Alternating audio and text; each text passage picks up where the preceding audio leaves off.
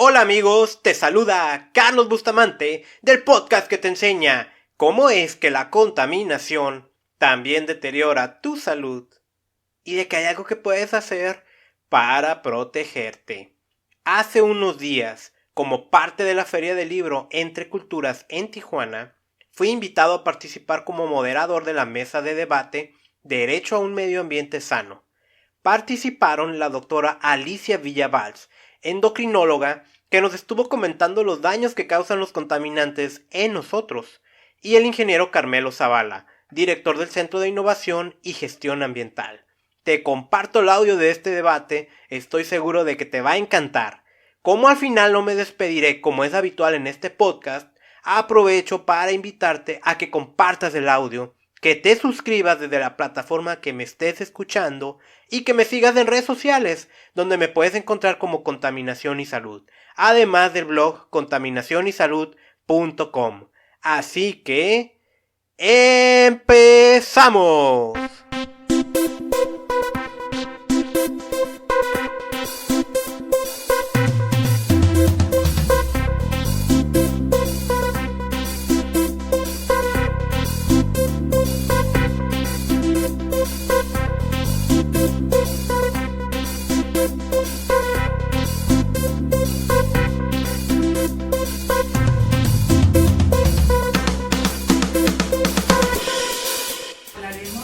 No de derechos que se han pronunciado desde un comienzo, en que se habla de los derechos humanos, como son los derechos civiles, los derechos políticos, los derechos laborales. Hablamos de derechos más específicos de una época en que estamos siendo afectados, enfermados por el medio ambiente, por el mismo progreso.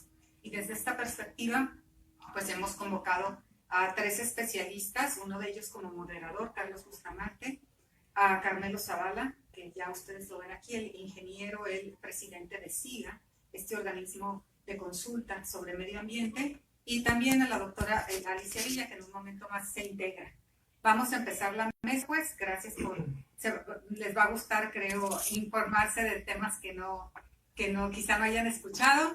Y bueno, bienvenidos, cedo la palabra a Carlos, que ya tiene el método que vamos a desarrollar la plática. Muy bien, gracias. Sí, buenas tardes. Bueno, ahorita en un momento que se me va a incorporar la doctora. Pero, miren, y a modo de introducción, ¿no? Para calentar motores. Este es un mundo distinto al de hace unos años. Es un mundo que se mueve muy rápido. Es un mundo de tendencias, de muchas tendencias ahorita. Y una tendencia es que todos, independientemente que lo hagamos o no, todos queremos estar sanos. Hoy vamos a la tienda y buscamos etiquetas que digan gluten free, a lo mejor sin entender por qué. Buscamos bajo en carbohidratos, queremos estar físicamente bien y nos inscribimos a un gimnasio, a un CrossFit. Queremos estar mental o espiritualmente bien, meditamos, hacemos yoga. La salud es una tendencia, no es una moda, es una tendencia. Por otro lado, hay otra tendencia que me encanta, y es que ahora todos queremos ser ambientalmente amigables. Queremos hacer la paz con la naturaleza. Hoy nuestro enemigo es la bolsa, el popote, la botella desechable. Hoy queremos prácticas sustentables. Queremos salvar el mundo, ¿sí? Si juntamos esas dos áreas, que por un lado queremos estar sanos y por otro queremos estar bien con el planeta, ahí surge una pregunta. ¿Vivimos en un medio ambiente sano? Y es que yo siempre lo digo, no tenemos una burbuja que nos proteja de lo que hay en nuestro alrededor, y eso también deteriora nuestra salud, y de modo que ni siquiera imaginamos. Aquí en Tijuana, si yo les pregunto cómo está la calidad del aire, a lo mejor por intuición van a decir, pues está mal. Realmente no lo sabemos, ¿no? Oficialmente no lo sabemos. En la realidad, a lo mejor sí. Pero vámonos a un contexto internacional. De cada 100 ciudades que hay en el mundo, 92 no respiran un aire limpio. ¿En qué lugar nos deja eso a nosotros? ¿Qué es lo que nos ocasiona? ¿Qué daños nos está provocando ya? Pues si es contaminación del aire y respiramos, pues se dañan nuestros pulmones. Pero resulta también que hay daños cardiovasculares. Pero resulta también que la ciencia y la tecnología en ese avance ha descubierto nuevas cosas. como una relación con insuficiencia renal, con enfermedades del hígado. Por respirar aire contaminado, aumenta nuestra probabilidad de desarrollar diabetes. Por vivir en una ciudad como Tijuana, por el tipo de contaminantes que tenemos aquí, independientemente de cualquier otra causa, ya estamos en el grupo de riesgo de desarrollar una enfermedad neurodegenerativa a causa de la contaminación. Pero la contaminación no nada más es el aire. La contaminación no nada más es lo que es evidente, lo que se ve. Hay otras cosas. Vamos a ver rápido para empezar a debatir. El agua. Es decir, el agua sí se ve, ¿no? Y todo el mundo sabemos que se descarga a la playa. Pero, ¿y lo que no se ve del agua? Hace poco salió un análisis de Estados Unidos que analizaron el agua de aquí de Tijuana y encontraron dos cosas que dan miedo saber lo que son: DDT y cromo hexavalente. Dos sustancias químicas prohibidas por su toxicidad, y aquí las encontramos. Tenemos descargas industriales, tenemos uso de agroquímicos. La misma industria, dentro de esta dinámica de Tijuana, en el pasado realizó auténticas porquerías al medio ambiente, con casos sonados como Arco Pacífico y metales derivados que nos dejaron el suelo contaminado con plomo, pero no son las únicas y no es el único contaminante. También tenemos aquello que no vemos, la contaminación electromagnética. Vemos muchísimas antenas hoy de comunicaciones, que unos dicen que ocasiona daños y otros no. En fin, yo puedo estar aquí 5 horas hablándoles de todo lo que nos está amenazando a nuestra salud. Y también vale la pena discutir, pues, ¿tenemos ese derecho a vivir en un medio ambiente sano, sí o no, y qué conlleva? Para eso me van a acompañan 2 personas. Ahorita va a llegar la doctora, luego fuera de ese control que no esté aquí. Pero me acompaña, mientras tanto, el ingeniero José Carmelo Zavala, que estoy muy seguro, muy popular aquí entre la población de Tijuana. Él de profesión es ingeniero bioquímico, egresado del Instituto Tecnológico de Tijuana. Tiene maestría en bioingeniería por el Instituto Tecnológico de Veracruz y un programa de estudios avanzados en medio ambiente y desarrollo sustentable de Colmex. Trae un currículum bastante impresionante, ¿no? Así, para muy rápidamente decirles, es director del Centro de Innovación y Gestión Ambiental, que fue creado en el 2003, una asociación civil sin fines de lucro, cuya misión principal es la gestión estratégica para el desarrollo, con herramientas innovadoras para promover el consumo y producción más limpia. De hecho, en los últimos años ha estado promoviendo el uso de gas industrial vehicular aquí en Tijuana y en Ensenada. Tiene muchas actividades. Las actuales es vicepresidente de gestión ambiental de Canaco en Tijuana, miembro del Comité Consultivo Nacional de Sustancias Químicas, Materiales y Residuos Peligrosos sujetos a convenios internacionales. Y tenemos el caso que decía del DDT. Es director de SIGA y presidente de Biosea, que es una empresa de manejo de residuos peligrosos. Buenas tardes, ingeniero. En un momento que llegue la doctora, pues la presentaremos, pero para rápidamente decirles que me encantó su carta de presentación. Ella dice que es madre de Jorgito, 18 años con diagnóstico de autismo. Lisa, te apaga el micrófono, ¿Vamos micrófono? Como se usa. Si se escucha bien en la grabación. Bueno. Doctora Alicia Villavals es graduada de la Universidad Autónoma de Baja California en Tijuana, y me encantó la carta que mandó. Madre de Jorgito, de 18 años con diagnóstico de autismo, cofundadora de Fundación Alumbra Pro Niños Autistas, en la que fungió como vicepresidenta por 9 años, miembro del Comité Binacional de Autismo desde hace 12 años. Y bueno, la verdad es que quiero mencionar todo, pero también ya quiero empezar a discutir, a debatir. Tiene un canal en YouTube que estuve viendo, me encantó. Nos va hablando sobre las sustancias químicas y cómo nos afectan. Entonces, bienvenidos, buenas tardes. Y también pues, para que sepan quién soy yo, me llamo Carlos Bustamante, de aquí de Tijuana, un ambientalista. He sido voluntario en varias organizaciones como Proyecto Fronterizo de Educación Ambiental, el Proyecto Salvemos la Playa, y actualmente tengo una plataforma que se llama Contaminación y Salud, donde lo que hago es enseñar a la gente cómo la contaminación deteriora nuestra salud y que podemos hacer algo para protegernos. Y personalmente estoy impulsando una red de monitoreo ciudadano de calidad del aire.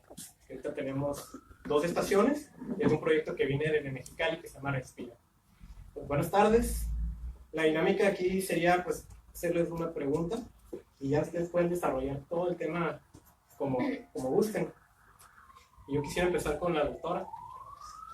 Doctora, sabiendo lo que sabemos en Tijuana, sea mucho o poco, ¿realmente la contaminación es algo que debería de preocuparnos para nuestra salud y de qué manera nos está afectando? Totalmente, les voy a dar algunas cifras para que vean qué tan importante es el medio ambiente. Antes del año 2000, pensábamos que nuestra salud estaba dictaminada solamente por los genes, que así la transferencia genética, el 100% era el causante de nuestras predisposiciones. A partir del año 2000-2010, que se estudia el genoma humano, se dan cuenta que solamente el 34% corresponde a la genética. Es decir, que tenemos un 76% que es culpable del medio ambiente, de lo que somos y cómo estamos. Así de fuerte es el medio ambiente. Y este número es muy bien adoptarlo porque con esos números nosotros podemos dar una idea de toda la cantidad de padecimientos que hemos venido viendo en nuestra ciudad y en nuestro estado. Específicamente hemos estado viendo niños menores de 10 años con alteraciones crónicas degenerativas que antes solamente se veía en pacientes de arriba de 45 años.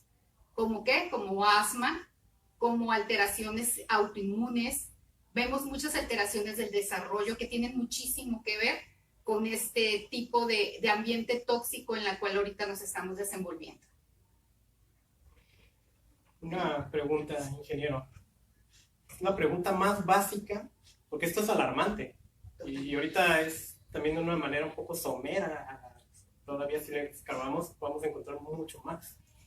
Pero la pregunta más básica es, ¿por qué hay contaminación aquí en Tijuana? Fíjate que yo creo que una respuesta rápida, simple, es que no hacemos la cuenta completa. Me parece que el tema ambiental ha sido castigado en la sociedad, en las empresas, en los gobiernos, en nosotros mismos, por esta cita que hace la doctora, en parte por ignorancia, yo creo, ¿no? De no saber lo que el entorno nos impacta. Y entonces, la cuenta completa, no hacer la cuenta completa significa es que queremos disfrutar de un producto, pero no sabemos cómo llegó este producto y cómo se elaboró. Y el impacto que tuvo en agua, en energía, en lo que quieras. Y lo disfrutamos y lo usamos un tiempo y luego que llega uno más nuevo, entonces tampoco nos importa qué va a pasar con él. Y lo ponemos pues donde sea, lo hacemos basura, un concepto que no está en la naturaleza, ¿no? Y entonces, si disfrutamos este producto sin saber el costo de lo que llegó acá, es que no está haciendo la cuenta completa. Si lo desechamos porque ya no nos importa y porque hay uno más nuevo, y cada vez el tiempo de vida es más corto, estos ya son de 2 años, y el que sigue, entonces, y tampoco eso nos importa. Bueno, y eso es con los zapatos, con los carros, con las computadoras, con todo. Entonces, en esa jerarquía no suficiente ponderada, permea a las empresas, a las personas en forma individual, a los gobiernos, a todas partes. Y pues el acumulado de encontrarnos en sitios no aptos o que no respetamos la capacidad de carga de un ecosistema, y entonces nos juntamos en Tijuana, para no hablar de otras partes, 2 millones de personas, y tenemos que traer agua de otra cuenca. Y hoy que estamos en crisis, porque nos damos cuenta que el sistema pero estamos trayendo de la cuenca del río Colorado, y no hoy, de mucho tiempo, agua que no está en la cuenca del río Tijuana, que no está en este ecosistema, y es costosísimo ese. Y tampoco nos damos cuenta lo que significa que al abrir la llave salga agua para nosotros y no la utilizamos correctamente. Y bueno, eso nos da solamente una dimensión de la ignorancia, de la inconsciencia, del área de confort, de nuestra propia área de confort, que no vemos más allá de eso. Creo que esa es una respuesta, si quieres, simple o más compleja. Entonces, en ese sentido, nos resulta más fácil pues señalar de frente. Y entonces, desde alguna parte decimos, pues, la industria que produce algo que nosotros consumimos, que nosotros patrocinamos al comprar.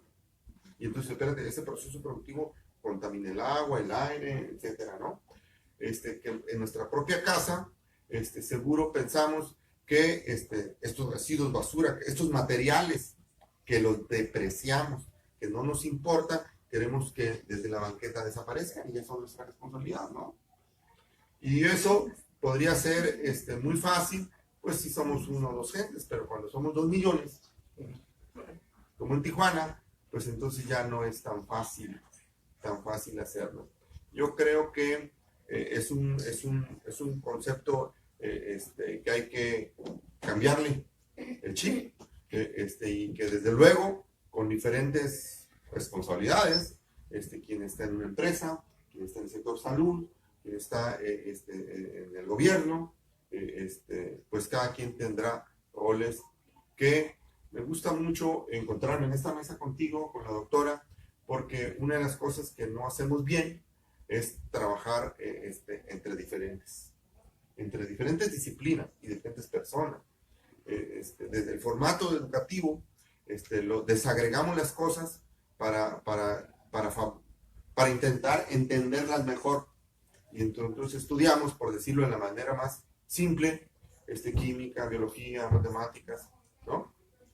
Departamentalizamos, segmentamos, separamos, desagregamos, y luego resulta que la realidad es toda junta y a la vez.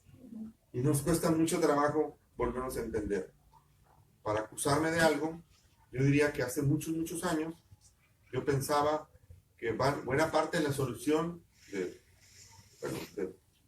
del mundo, para hacerlo en una manera literaria, pasaba por la ingeniería bioquímica. Yo por eso estoy en ingeniería bioquímica. Con esto, ¿no? Y hubo un tiempo en que, bueno, lo sigo estando, pero antes más apasionadamente enamorado de los microorganismos. Y me parecía que vía los microorganismos iba a resolver hasta el hambre del mundo.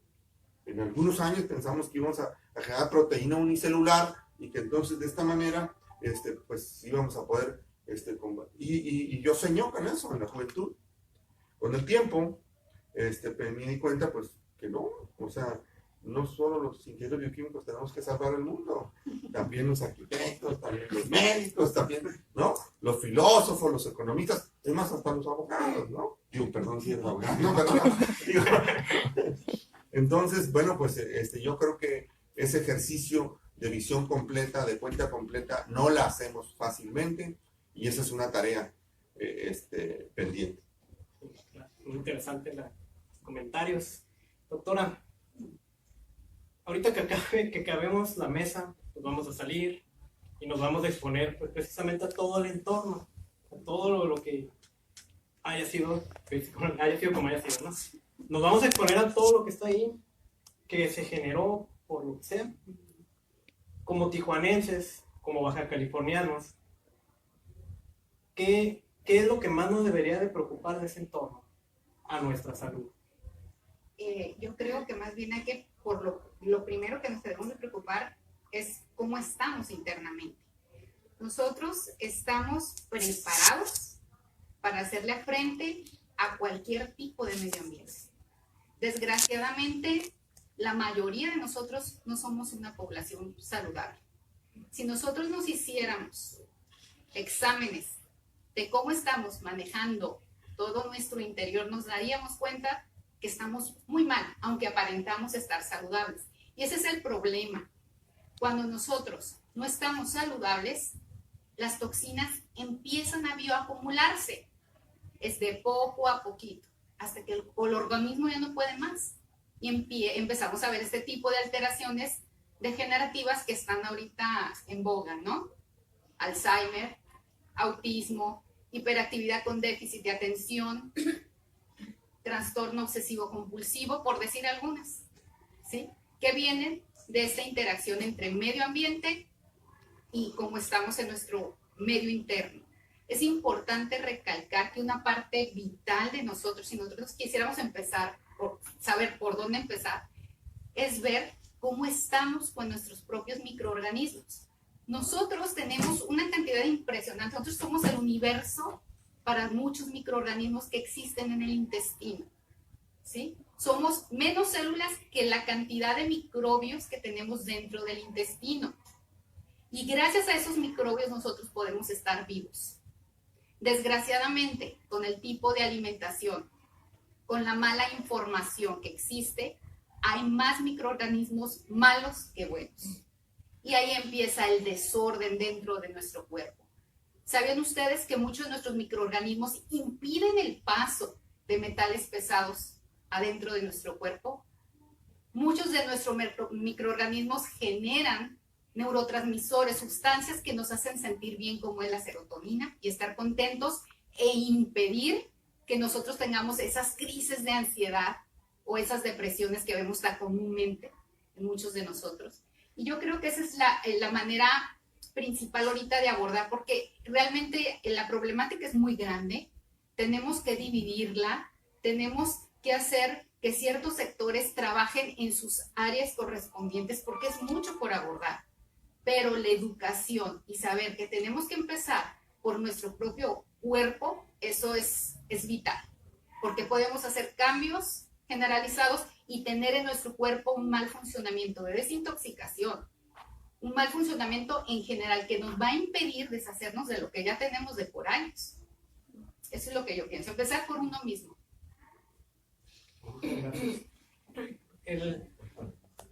Aprovechando que lo tenemos aquí y el impulso, digo, a mí me tocó ver estas reuniones que se hacían promoviendo el uso de gas natural vehicular. En lo personal yo pienso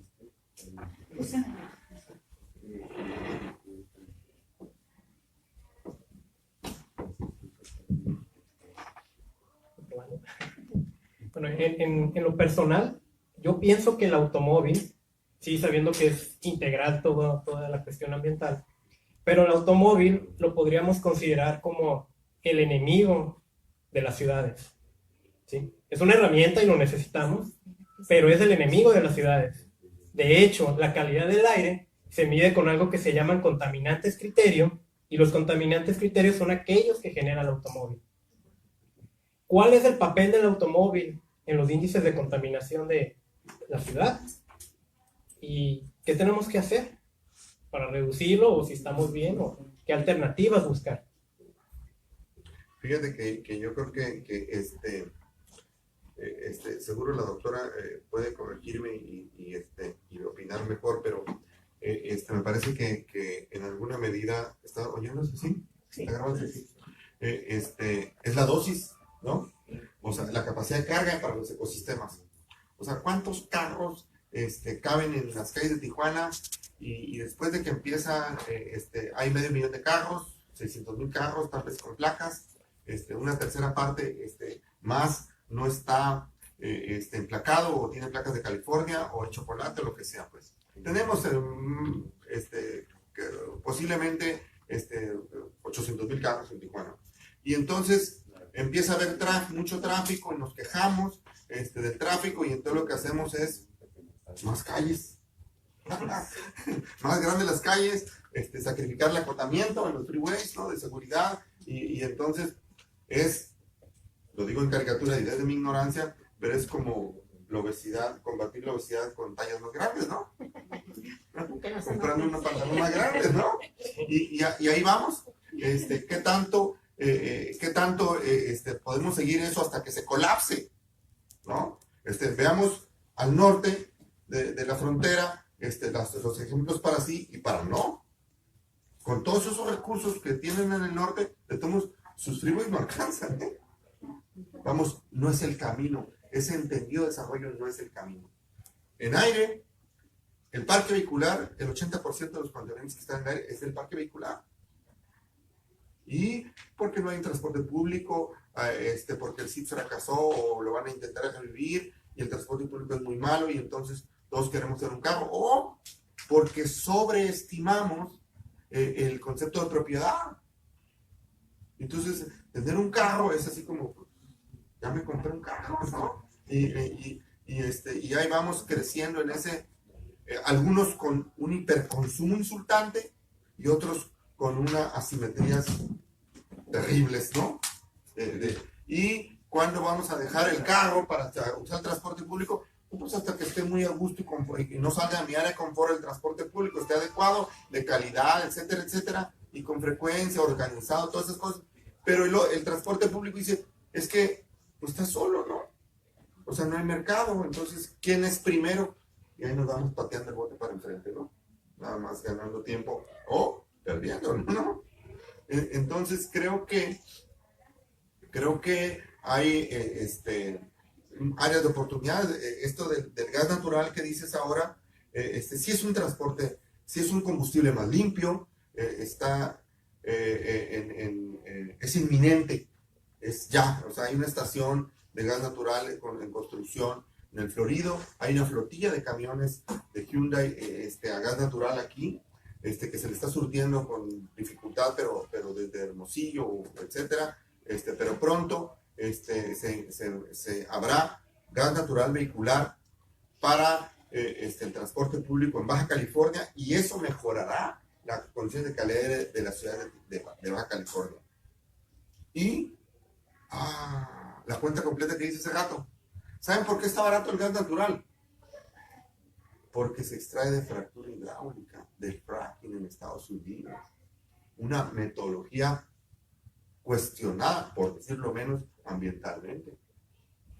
Y eso hace que la regasificadora que está en Costa Azul, en Ensenada, el gas natural venía licuado de otras partes del mundo, allá estaba barato, y entraba por aquí. Cuando esos proyectos de gas natural vinieron a la costa del Pacífico, al sur de la frontera, dijimos, nosotros no queremos ser el cuarto de máquinas de California, Estados Unidos. Mucho gusto con su gas natural, porque nosotros ni lo ocupamos. Y fueron cuestionados esos proyectos. Finalmente se instaló de Costa Azul y hizo que la termoeléctrica de Rosarito fuera gas natural. En Tijuana no nos importaba el consumo eléctrico porque es limpio el consumo, en el punto de consumo es limpio la electricidad, bueno, salvo esta conducción y los campos electromagnéticos, ¿no? Etcétera, ¿no? Pero a los de Rosarito sí les importaba que era combustible antes a termoeléctrica, ¿eh? Los vecinos de Rosarito se tragaban las emisiones a la atmósfera para que nosotros disfrutáramos la electricidad acá. Hoy, esa gas natural sí emite CO2, etcétera, pero es una combustión mucho más limpia.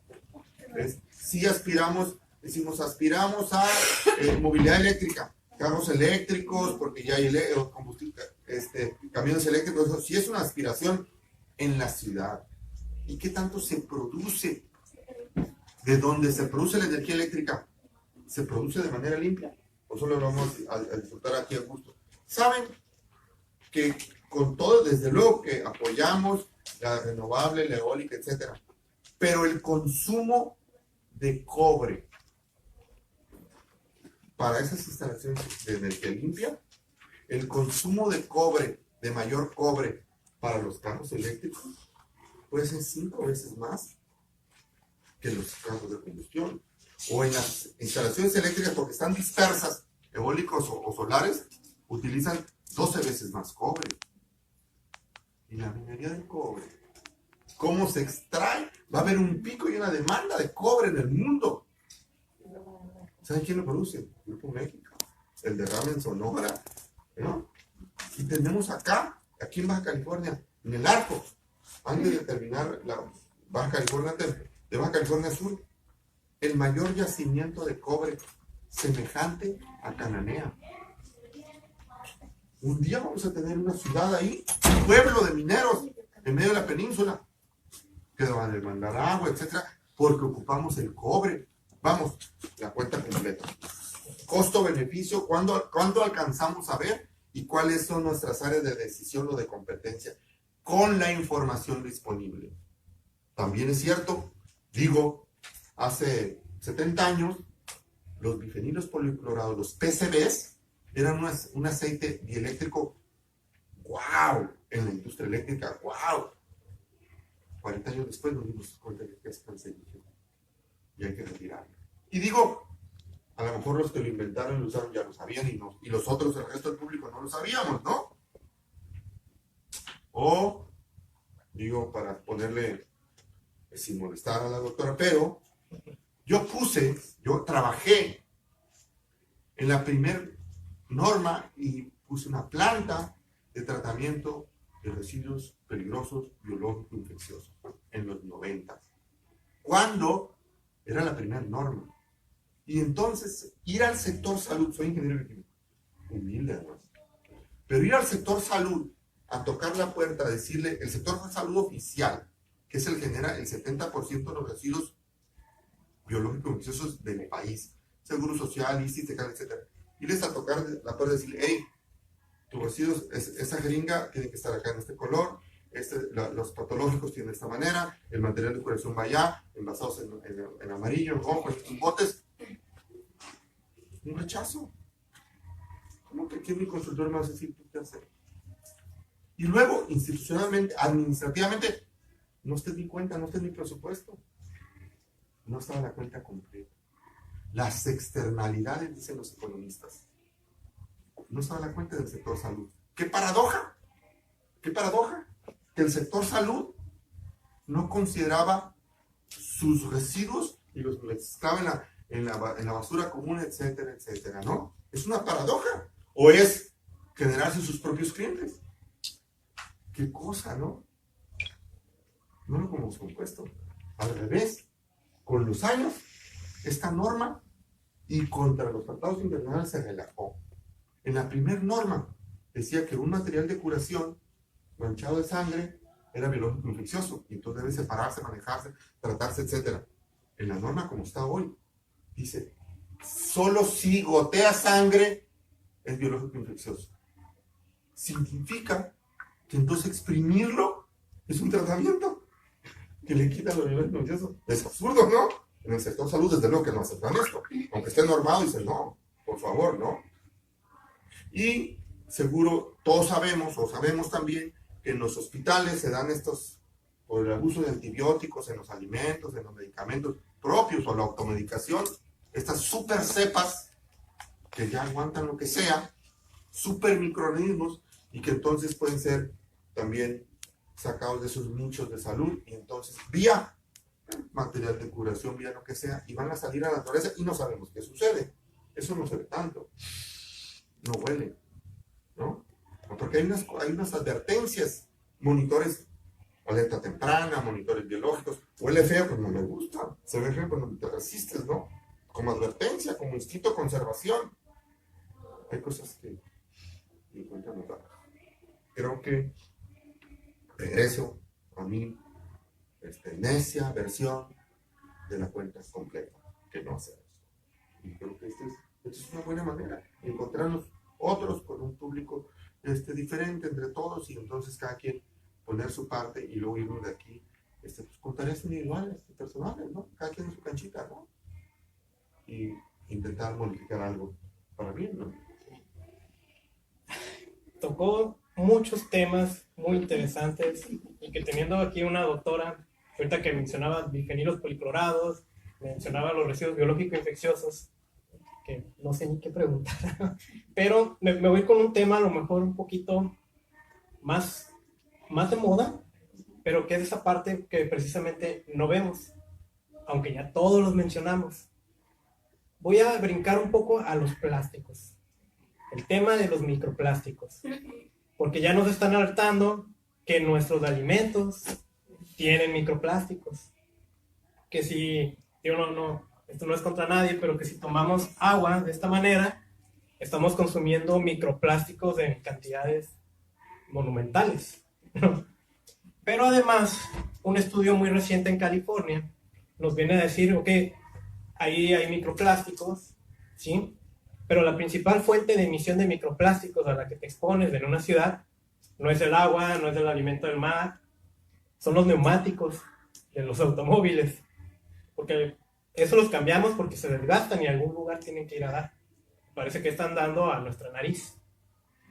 ¿Qué ocurre con los microplásticos en el medio ambiente y qué ocurre con los microplásticos cuando nos estamos exponiendo a ellos? ¿Qué ocurre con nosotros? Sí, es algo muy que todavía se sigue investigando. Sí se escucha, ¿verdad? Que todavía se sigue investigando, pero sí les puedo comentar algo importante para que se pueda adoptar. Este tipo de microplásticos se libera del plástico que vemos con los cambios de temperatura. Todo lo que sea meter al refrigerador o del refrigerador sacarlo al medio ambiente o calentarlo, cualquiera va a liberar microplásticos. ¿Qué es lo que sucede dentro del cuerpo? Que es más mi área. Les puedo decir que lo que va a alterar es el metabolismo de nosotros de una manera directa o indirecta. La manera más directa, y la verdad es terrorífica, es que va a dañar nuestro código genético, el DNA. Ese es lo más terrible. ¿De qué manera lo daña? Cambia el comportamiento de los genes. Hay algunos que puede romper ciertos tipos de cromosomas, pero la mayoría cambia cómo se comportan los genes. ¿Qué es esto? Pues simplemente que los genes que deben de estar prendidos van a estar apagados y los que deben de estar apagados van a estar prendidos, como por ejemplo el gen de crecimiento tumoral. Nosotros lo tenemos apagadito, pero existe en todos nosotros. En el momento que nosotros nos exponemos a este tipo de contaminantes, se enciende. ¿Y qué creen que pasa? Necesita un mínimo de factor ambiental extra para que se detone. ¿Y cuánto cáncer estamos viendo el día de hoy? Ese es uno del tipo de lo que sucede dentro de nosotros. La otra forma de afectarnos es el sistema inmunológico. Está muy golpeado por este tipo de factor ambiental. Desgraciadamente podemos hablar solamente de este factor ambiental, pero desgraciadamente viene con otros, 2 o 3 más acompañando. Si nosotros exponemos este tipo de factor ambiental con metales pesados o con cualquier agente biológico, se van a sinergizar. Es decir, al momento que nosotros vemos este tipo de plásticos presentes junto, por ejemplo, con mercurio, el mercurio va a actuar de una manera catastrófica dentro de nuestro cuerpo. ¿Y qué es lo que vemos? Vemos alteraciones neurológicas. Como que lo más sencillito que pudiéramos ver es déficit de atención en nosotros. Que pudiéramos decir, es la edad, es que no come bien, es que tengo mucho trabajo. Y la realidad es este tipo de plásticos que lentamente nos están causando que vivamos menos años. ¿Sí? Esa es la parte metabólica. En la parte inmunológica también vemos muchas alteraciones, por ejemplo, muchas alergias hacia alimentos que antes no se veían. Que antes cualquiera comía crema de cacahuate y nadie tenía alergia a esto. Cuando vinieron este tipo de elementos, empezaron las alergias a todo lo que da. Es porque nuestro sistema nervioso, nuestro sistema inmunológico que van a la par, está ya alterado. Es como si hubiera tomado nuestro sistema inmuno mucha cafeína y por cualquier cosita se pone agresivo. Así estamos. Entonces vemos intolerancias a todo nos cae mal y por eso vemos la industria que ahora leche de arroz, leche de almendras. Cuando de repente mi papá o mi abuelo me dice, oye, yo comía leche de vaca directa y no me pasaba nada. Ahora, ¿qué está pasando? Todo nos está cayendo mal. Es el conjunto, y es lo que se ha venido estudiando de aproximadamente unos 20 años hacia acá, esta sinergia que se ocasiona en todos nosotros y que vemos alteraciones tristemente, donde las vemos más golpeadas es en nuestros niños, porque nuestros niños es nuestro termómetro, son el grupo más vulnerable. ¿Por qué? Porque tienen mayor composición de agua, y al estar con mayor composición de agua dentro del cuerpo, todas las toxinas son más fáciles de absorber. Es número 1. Su cráneo es muy delgado a comparación de nosotros. Y cualquier sustancia, en este caso, lo que son las emisiones de ondas radioactivas que se ven en los celulares, que se ven en el Wi-Fi, que se ven en muchos otros tipos de elementos, penetran a una cosa inimaginable y causan muchas alteraciones dentro del cerebro. El problema es la conjunción. Hay muchos factores ambientales que se están haciendo que se potencialicen entre ellos y estamos viendo muchos problemas muy alarmantes y tristes. Ya ahorita se están formando, si ustedes lo han visto, escuelas para niños con discapacidad por todos lados, cuando antes no se veía eso. Es triste. Aquí en el sur de California no tenemos estadísticas de aquí de Baja California, pero al sur de California, por cada 30 niños nacidos hay uno con autismo. Es alarmante. Vivimos en frontera. Sabemos que tendremos que andar más o menos igual. Tenemos que ponernos las pilas y ver qué está pasando y qué manera de ayudarnos y juntarnos todas las diferentes dependencias y crear algo en lo que nosotros podamos ayudar a la población en cuanto a la educación, que es muy importante porque cómo se van a defender si no saben ni qué existe, número uno, y cambiar ese chip de que porque estoy cómodo quiere decir que no pasa nada, porque eso pasa, todo el mundo trae celular y dice, pues es que comodidad, pues si todo el mundo lo usa, nada, no va a pasar nada, eso es mentira. La comodidad te quita la alarma de que algo puede estar pasando. Nos habituamos y creemos que eso, al habituarnos, no nos va a pasar nada. Hay que cambiar ese chip. Ingeniero, ya, después de este susto que nos acaba de dar la doctora. Una posible, es pregunta, ¿no? Una posible solución, por ejemplo, a este tema, ¿no? De microplásticos, que ya vimos cómo todo se va conjugando y ocasiona algo todavía más terrible. Una posible solución para tener un ambiente sano viene de implementar leyes y reglamentos que prohíban su uso. Viéndolo así de manera, como este análisis que nos hizo sobre los automóviles eléctricos, viéndolo así, ¿es una solución el prohibir esto? Mira, yo creo que hacemos un problema, lo generamos y no le damos solución. Nos vamos construyendo necesidades entre artificiales, ficticias y en el entorno. Déjame poner el ejemplo con el que tú arrancaste esta sesión.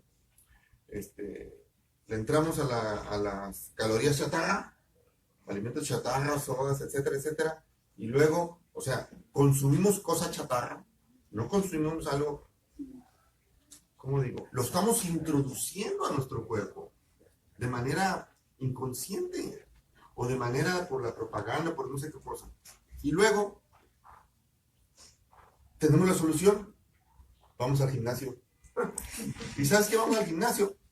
También es chatarra también, porque estamos haciendo un trabajo que no produce nada. Salud, sí, seguro, pues, pero antes el trabajo físico de ir a escarbar, de hacer algo manual, entonces producía esa energía que estamos gastando, energía trabajo, producía algo. Entonces ahora estamos en la chatarra y limitamos la solución de los gimnasios. Y así vamos inventando unas cosas. Creo, esa es otra de las cosas.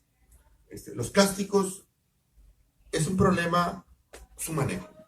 Una de las cosas, aparte de lo que dijo la doctora, que es muy cierto, estos aditivos que son, no sé si exactamente la palabra, pero disruptores endócrinos, una cosa así, que van acá, que son aditivos en los plásticos, y que entonces cantidades pequeñísimas causan alteraciones serias en los seres vivos, en todas partes, en toda la cadena.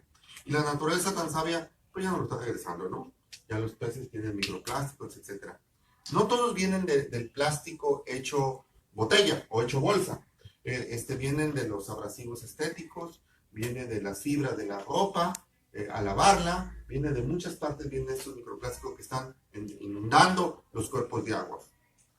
Y digo, una de las características de los pecados del plástico, en una campaña mundial, en Naciones Unidas, etcétera, no es biodegradable. Y yo diría, no es biodegradable, quiere decir que no se lo tragan los microorganismos. Quiere decir que entonces es duradero. ¿Y que no será una virtud entonces? Si es un material tan duradero, pues entonces pues no lo eches a la naturaleza, vuelve a usar otra vez. Ya lo inventaste, la tecnología inventó, entonces no lo eches a la naturaleza, vuelve a hacer.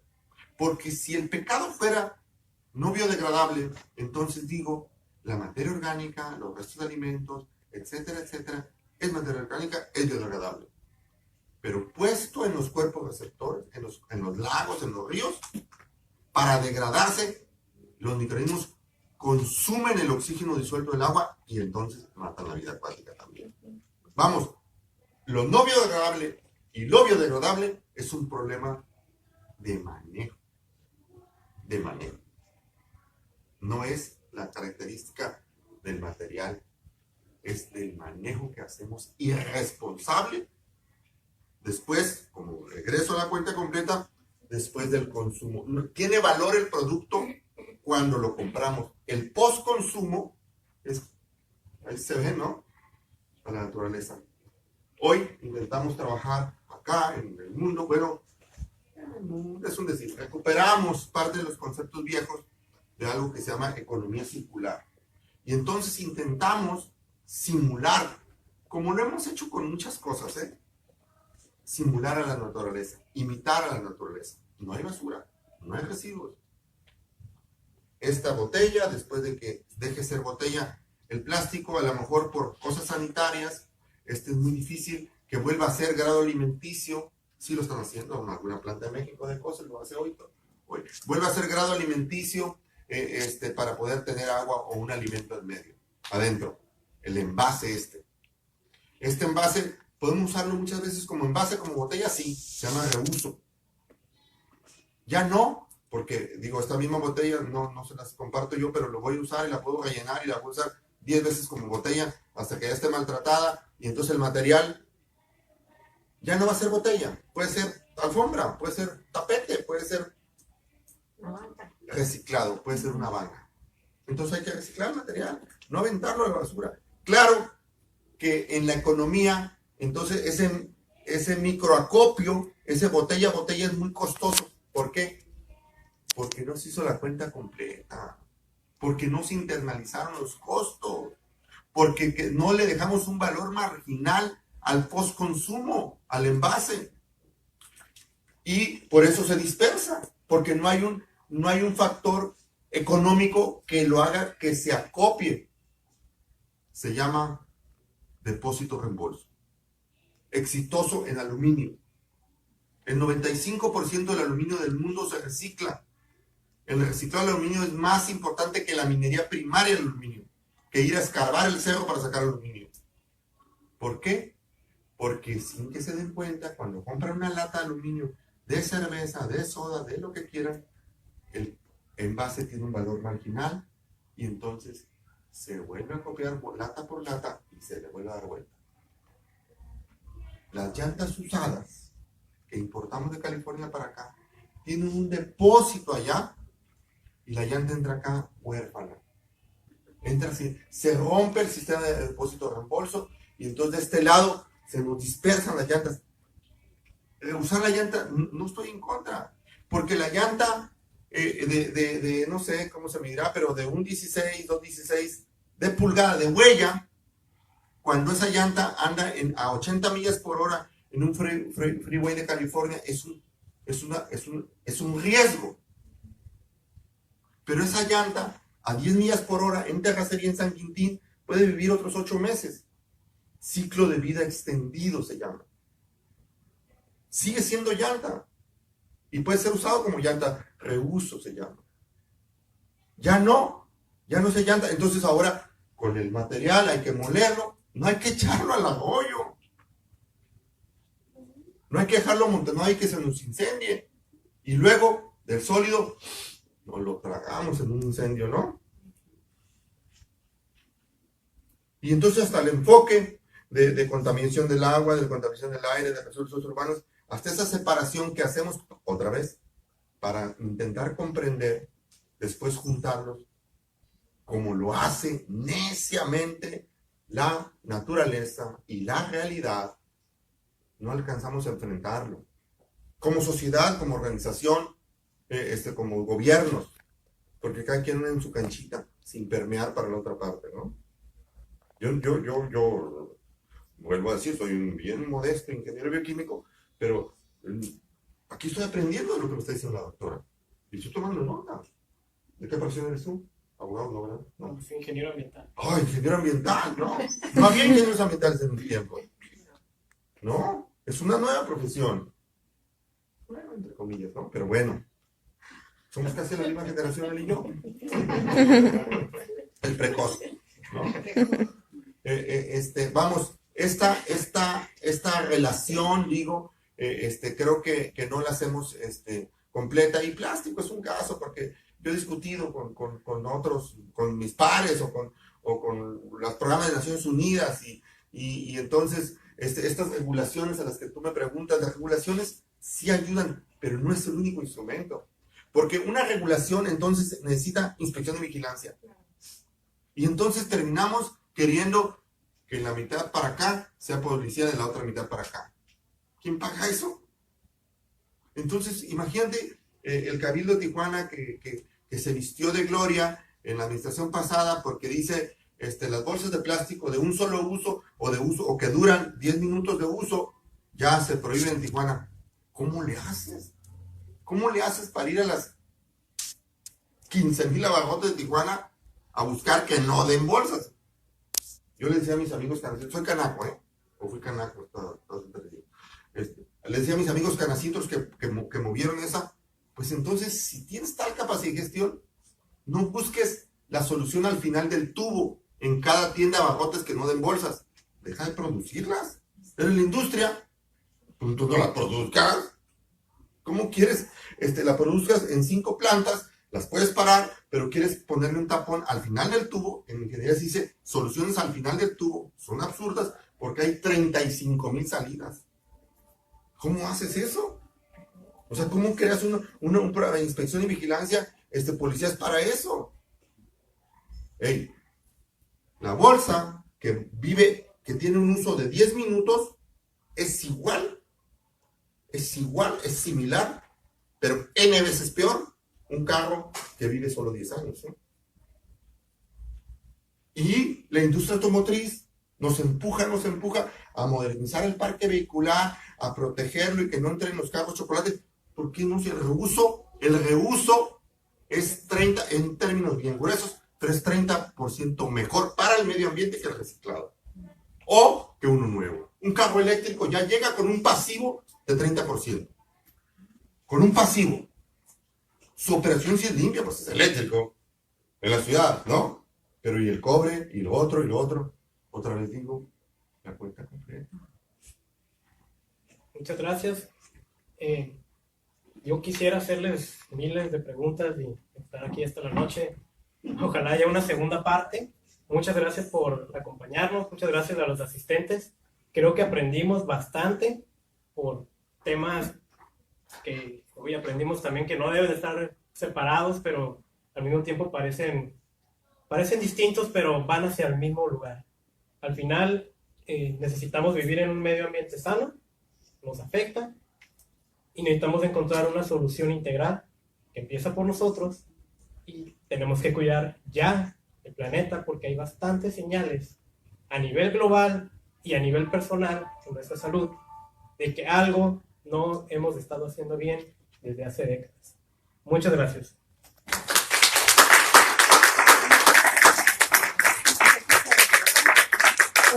Yo les agradezco.